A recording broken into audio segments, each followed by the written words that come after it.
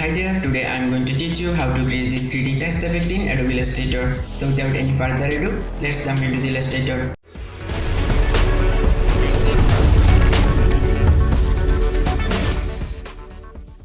Create a new file. I am creating a small file of 1000 by 1000 pixels so that the 3D effect does not put too much load on the system. If your system is weak, I recommend to taking a smaller file size. You can enlarge it later when exporting. Turn off the stroke and create a background.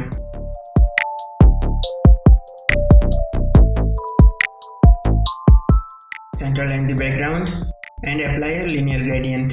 In the first color, I am setting the value of red to 255, green value to 207 and blue value to 255. In the second color, I am setting the value of red to 139, green value to 139 and blue value to 255. I am setting the gradient from left to right upwards.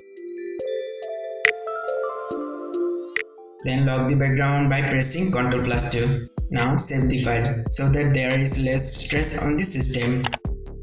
Select the type tool and write your first text.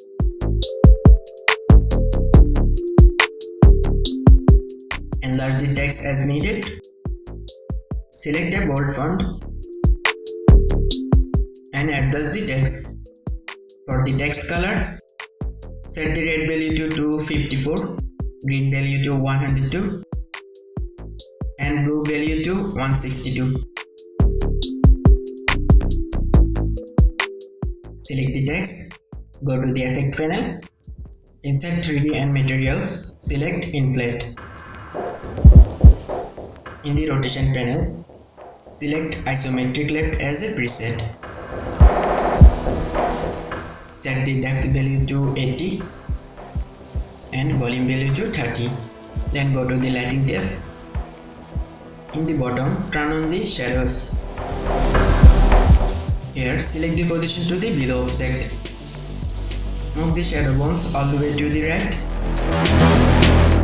Then set the rotation value to -13 and softness value to 70. Then click on the render button and wait for the result for a moment. Since the effect is heavy, the system may work a little slowly.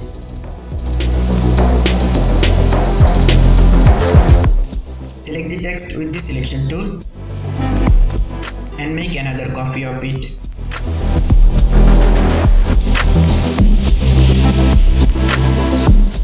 Press Ctrl+S to save the file. My system is working very slowly, so I will explain the first text. Remember, once you explain the text, you will not be able to edit it again. Then select the second text and double click on the fill color to make the color a little brighter. Hit OK. Then type your second text. From the 3D and materials panel, go to the object tab in the rotation panel. Set the isometric top as a preset. Then go to the light tab.